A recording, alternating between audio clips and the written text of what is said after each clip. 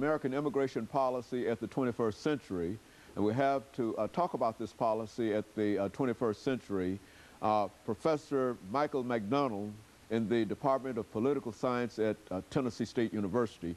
And of course, Dr. McDonald, let's allow you to continue our conversation that we interrupted during that first segment. Okay. Well, Dr. Haney, I think it's important for your viewing audience to have a pretty basic understanding of what we mean when we use the term immigration policies, because it's a term that's being thrown around quite a bit, as you said, in some contemporary circles.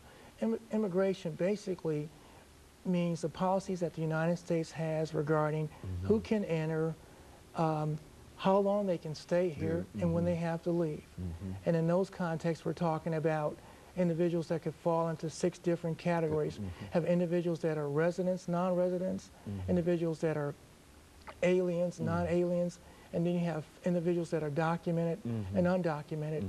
And what we're hearing a lot of the treatment and discussion about is that 6th group, which is the undocumented aliens, and individuals who have come here from other countries, for the most part, have all been classified as aliens. These are individuals who were not U.S. born. They didn't go through the naturalization process, which is a process where you actually take an exam and you have to get clearance from the government, and then you actually take the oath where you swear allegiance to the United States. We have people who go through the naturalization process almost every month in the various federal courthouses across the country.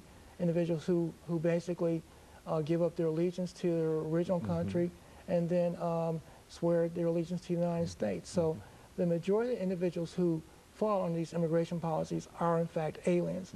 And as I mentioned in the first segment, the United States was built upon this whole concept of aliens.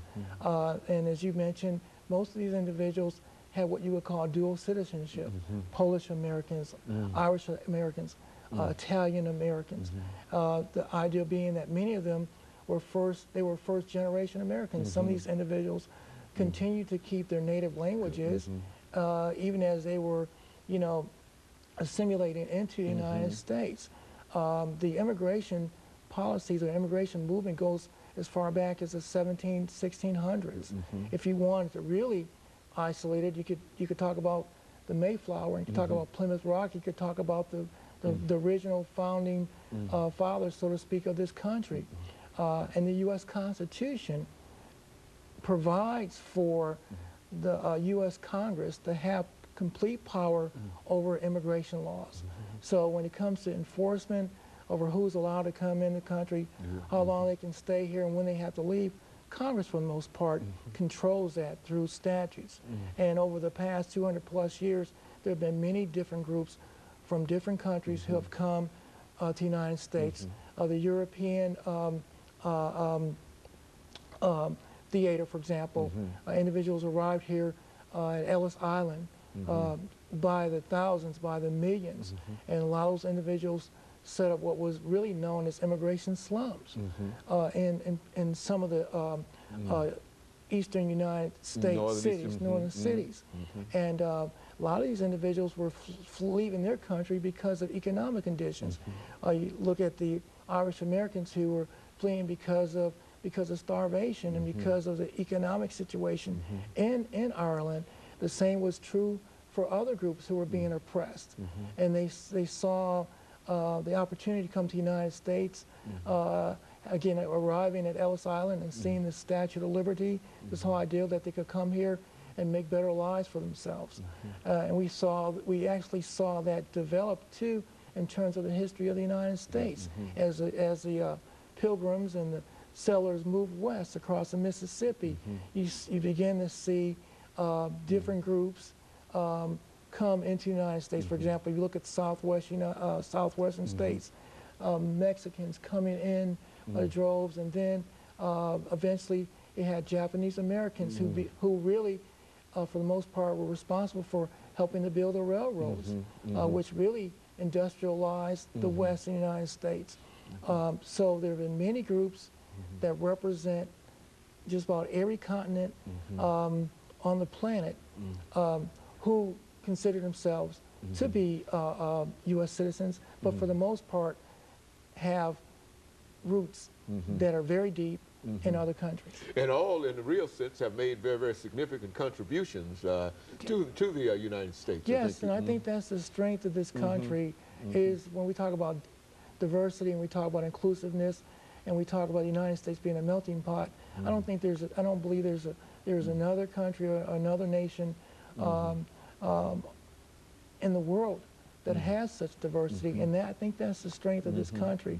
So when we start talking about trying to put limitations and restrictions on who can stay, who should leave, and then restrictions on who can stay and under what conditions, we need to have a better understanding about our own history too, because all of us at one point in time were standing at the door knocking, trying to get into the United States. And so you do feel that the economics of it, even now, looking at the current situation, that many of the individuals who come to the United States are looking for a better life, like the overwhelming majority who came prior to this time. Yes, I would say that's true, because the majority of the visas, which are basically just permits that are issued by the Immigration and Naturalization Service, are either student visas, individuals who are residents of foreign countries who want to come to the United States and study, or second, they're work visas,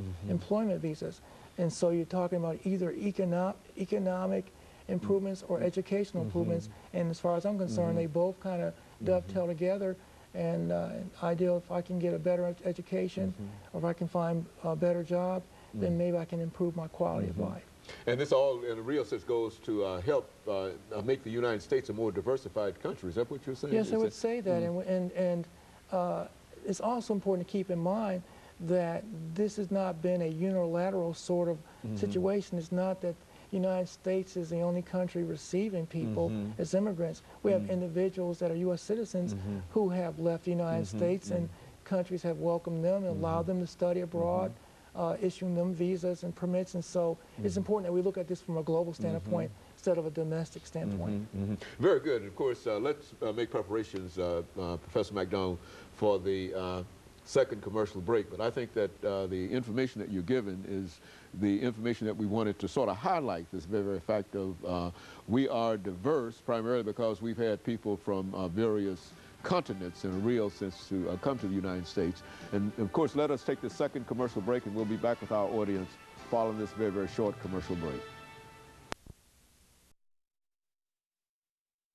The guest is